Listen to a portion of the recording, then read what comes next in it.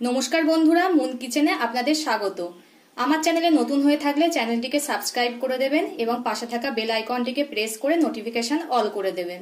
আমাদের তৈরি করা ভিডিও বা পাঠানো ভিডিও আপনাদের কাছে সবার আগে পৌঁছে যেতে পারে। আজকে আমার রেসিপি পাকা আমের ফুরুলি। এটা কিন্তু খেতে অসাধারণ স্বাদের হয়। আম ফুরিয়ে যাওয়ার আগে অবশ্যই বাড়িতে একবার ট্রাই করে দেখবেন এই আম ফুরুলিটা।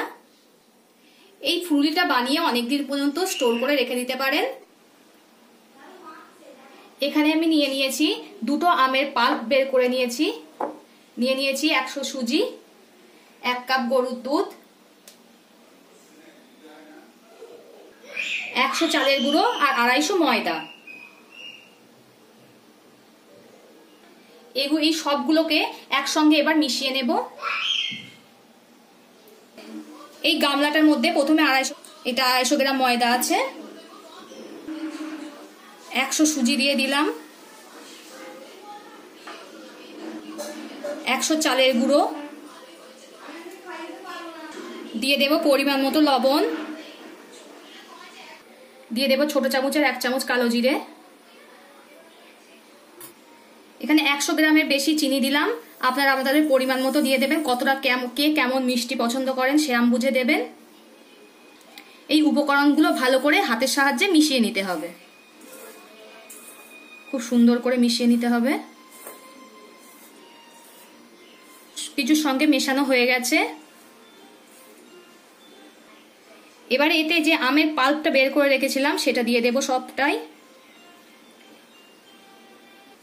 দুটো মাঝারি সাইজের আমের পাল্প বের করে নিয়েছিলাম। ভালো করে এটাকেও ভালো করে এর সঙ্গে মিশিয়ে নিতে হবে।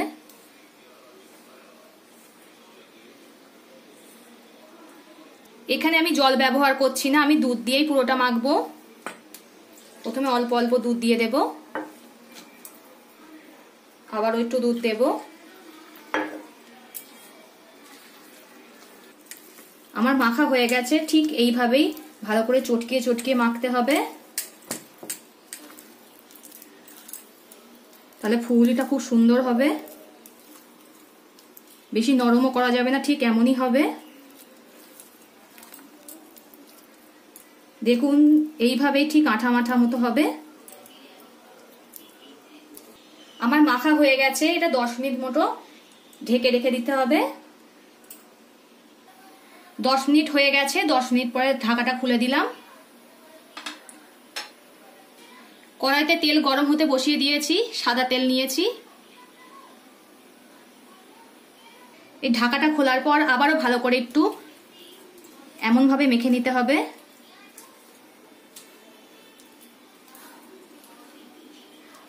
তেলটা আমার গরম হয়ে গেছে।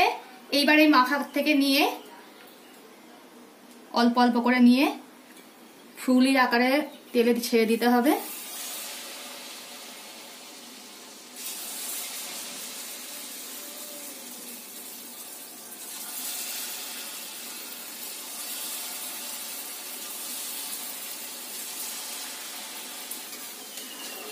দেখুন কেমন ফোলা ফোলা হচ্ছে। এটা হয়ে গেছে।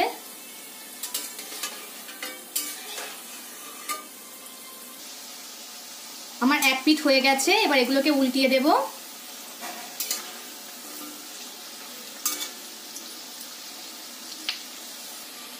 আমার সব ভাজা হয়ে গেছে, এবার এগুলোকে আমি তুলে নেব। একটা ঝাঁঝরির সাহায্যে তেলগুলোকে ঝরিয়ে এমন ভাবে তুলে নেব।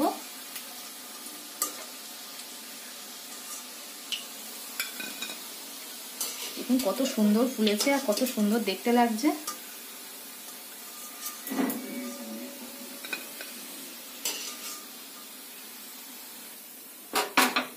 আমি কড়ার থেকে এগুলো তুলে নিয়েছি। এমন ভাবেই আমি সবগুলোকে ভেজে নেব।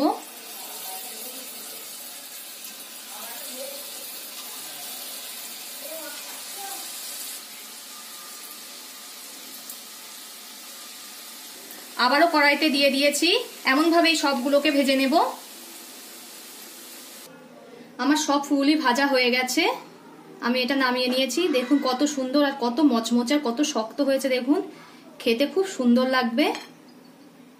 তো আজকের ভিডিওটা ভালো লাগলে অবশ্যই লাইক এবং শেয়ার করে দেবেন এবং কমেন্ট করে জানাবেন আপনাদের মতামত। পরবর্তী ভিডিওতে আপনাদের সঙ্গে আবার দেখা হচ্ছে।